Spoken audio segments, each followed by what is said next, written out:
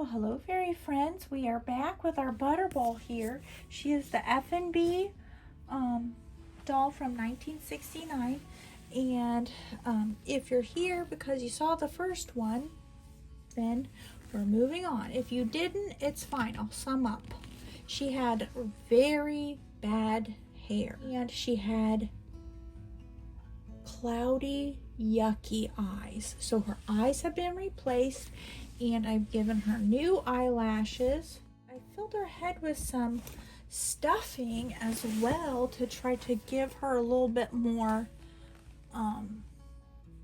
stability here, because this was, I know it's not showing it now, but because of the perforations in here, it was collapsing like very easily. So if you did go ahead, if you ever do this with a doll and it is a drinking wet doll, you'll want to seal that up because you don't want water getting inside the head, because it'll just be gross. So you can use a glue gun and just put a little dot there, depending on how skilled you are. If you have like a little tiny nozzle, you can put a little dot of glue and that will prevent that.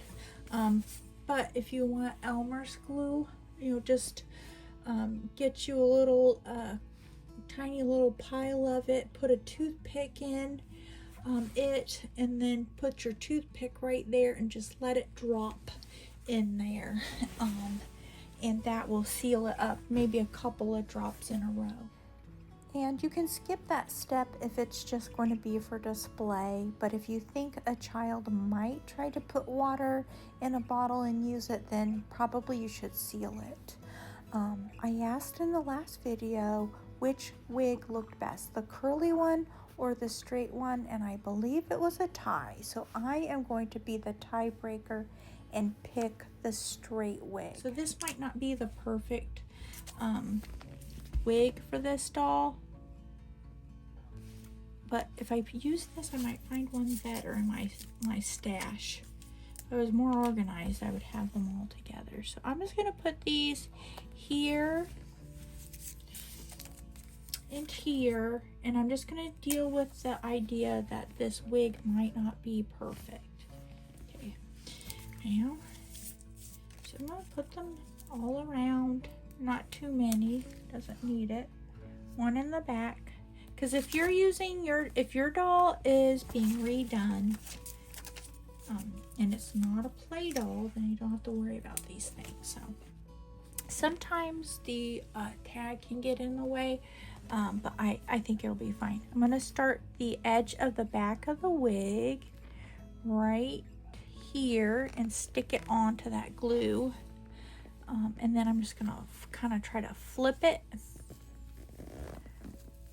And that way none of the hair itself hopefully gets on the booger dots there.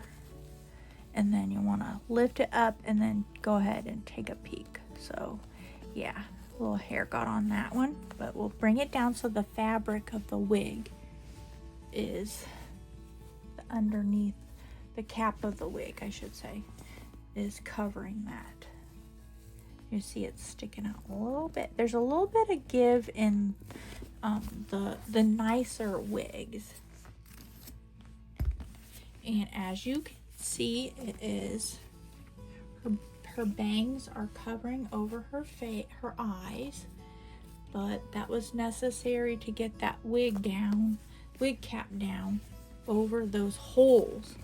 So we're going to use the scissors now and we're going to trim those bangs.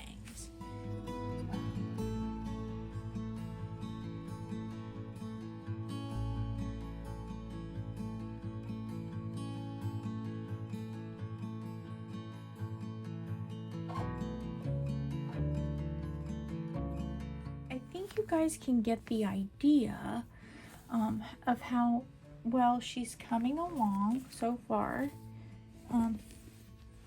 She's about 11 or 12 inch doll, I guess. So I have to get out my small doll pattern. So I hope that you like her so far. I think the eyes and how I did the lashes kind of have made her have a little bit different of a look. I don't know if you guys can tell that with the eyelashes coming down off on either side. It's kind of given her like a different type of a sweet look than what she had before. So let me know what you think. And part 3 for our little Butterball is her outfit. Thank you guys so much for spending some time with me. And I hope you have a magical day and watch for part 3. Bye-bye.